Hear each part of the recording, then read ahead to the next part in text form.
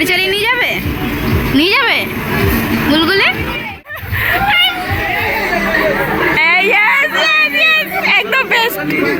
Hello guys, কালকে ছিল birthday, তাই রেডি হয়ে সোজা বেরিয়ে গেছিলাম একটু বৈঠকে যাওয়ার জন্য। তো যাওয়ার পথে দেখলাম দেখো ঠাকুর বিসর্জন দিতে নিয়ে যাচ্ছে, দুর্গা ঠাকুর। তারপর গিয়ে এখানে বসেছিলাম আমি বর্ণালী, তখনও কেউ আসেনি। তারপর আস্তে আস্তে সবাই গাড়িটা চালাবে।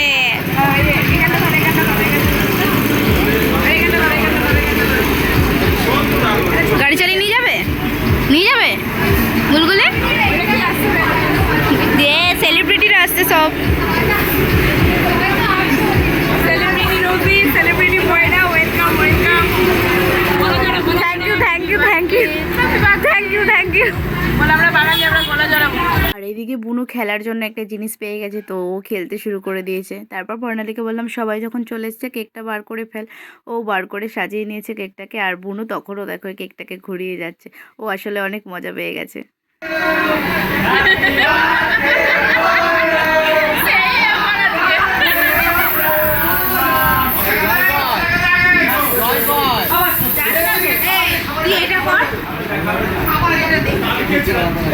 জগায় আর মাথায় দুজনেই হাসে।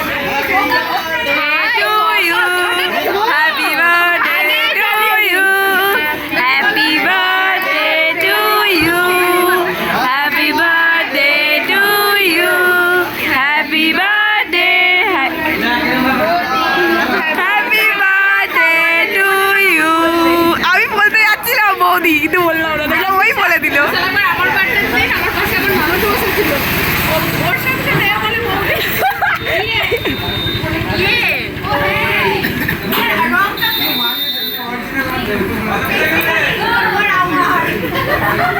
হ্যাপি বার্থডে ডিয়ার বৌদি, হ্যাপি বার্থডে টু ইউ। বৌদি হ্যাপি বার্থডে। দাদা হ্যাপি বার্থডে।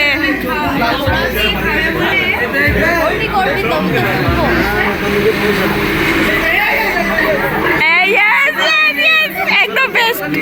আমাকে কেক মাখিয়ে দিয়েছিল ভাই, আর সেটার উপলক্ষে আনন্দ করেছে বর্ণালী। মানে ওর তো মাখাতে পারছিল না, ক্যামেরাটা ধরেছিল বলে। তারপর রোজিও ছাড়েনি, দেখো রোজিকে একটু মাখিয়ে দিয়েছি বলে ও সাথে সাথে আমার কপালটা একটু ফাঁকা ছিল, ওখানেও মাখিয়ে দিয়েছে। যাই হোক, তারপরে কেকটা কাটা হয়ে গেছিলো বলে সবাইকে এক এক করে কেক খাইয়ে দিচ্ছিলাম। আর সত্যি কথা বলতে কালকে অনেকটা আনন্দ হয়েছে, কারণ কালকে একটু বৈঠকে প্রচুর লোকজন ছিল।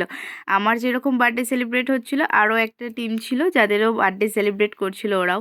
তো বেশ ভালো লাগছিলো। ওরা বার্থডে সেলিব্রেট করা শেষ করলো, তো আমরা শুরু করলাম এরকম একটা। ভিডিওতে তো দেখতেই পেয়েছো। আর বিয়ে বাড়িরও ব্যাপার ছিল একটা, কারণ বিয়ে করে এসে এখানে আর কি খাওয়া দাওয়া করবে, তো নিচেও অনেক লোকজন ছিল, মানে যাকে বলে পুরো জমজমাট সন্ধেবেলা। যাই হোক, তারপর সবাইকে কেক টেক খাইয়ে দিচ্ছিলাম এক এক করে। তারপর শুভদাকে একটু কেক মাখাবো বলে কেকটা খাওয়ানোর পর চেষ্টা করলাম মাখানোর জন্য, দেখো পুরো মুখটাকে এমনভাবে সরিয়ে নিল। যাই হোক, তারপর বর্ণালীকে বললাম নে, অনেক হয়েছে, অনেক ক্যামেরা ধরে দিয়েছিস, এবার তুই খা। ওর মুখে অনেকটা ঢুকিয়ে দিয়েছি, আর ও দেখো মুখ থেকে বার করে আমাকে দিয়ে দিল। তারপর পেয়ে গেছি তনয়ের থেকে সুন্দর একটা গিফট, আর গিফটটা ছিল হলো একটা ওয়াচ। তার জন্য সবার বক্তব্য ছিল এভাবে দিলে হবে না, পরিয়ে দিতে হবে। তাই এদিকে দেখো আমার মামি শাশুড়ি আমার পরে যাওয়া ওয়াচটা খুলে দিচ্ছিল যাতে তনয় আমাকে পরিয়ে দিতে পারে। আর এখানে দেখো বুনু ভাবছে কি হচ্ছে, একবার ওর মায়ের দিকে তাকাচ্ছে, একবার ওর তাতার দিকে তাকাচ্ছে। যাই হোক, এদিকে তেমন কিছু হচ্ছিল না, হচ্ছিল তো অন্যদিকে। তো চলো দেখো।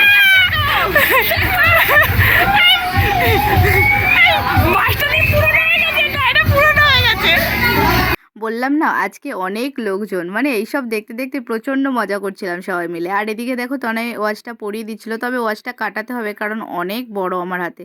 আর বুনুকে দেখো, বুনু কিন্তু কেক খেয়েই যাচ্ছে।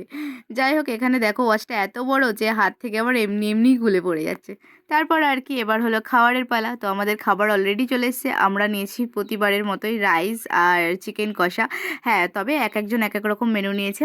ছিল বিরিয়ানি, ছিল হলো বাটার নান, ছিল চিকেন কষা ছিল। আর সবাইকে খাবার দেওয়া হয়েছে। আর এইদিকে দেখো আমাদের গুলগুলিকে কিন্তু খাবার দেওয়া হয়নি, তাই জন্য কিন্তু থালা বাজানো শুরু করে দিয়েছে অলরেডি। সত্যি ওকে মানে খেয়ালই করেনি, ছোট মানুষ তো তাই আর খেয়াল করেনি। আর তারপরে যখন স্যালাড এলো তখন আমি কি করেছি শুধু দেখো, একটা পেঁয়াজের রিং ছিল যেটা অনেক বড় দেখতে ছিল, মানে তমা বলছে আমার হাতে ঢুকে যাবে। দিয়ে তারপরে আমি যখন ঢোকাচ্ছিলাম বলছে না না হবে না এটা, আমি তো কোনো মতে ছাড়বো না। তারপর যেহেতু হাতে তেল মশলা ছিল, একটু স্লিপ ছিল, তো অলরেডি ঢুকে গেছে। তোকে বললাম নে তোর বিয়েতে আমি তোকে এটা গিফট করলাম, এটা শাখা বলবি না, পলা বলবি না, নোয়া বাঁধানো বলবি, যা বলবি বলবি, তো এটা আমি তোকে গিফট করে দিলাম বিয়েতে, এবার তুই বিয়েটা অন্তত করে ফেল আর আমাদের একটু ট্রিট দিয়ে দে।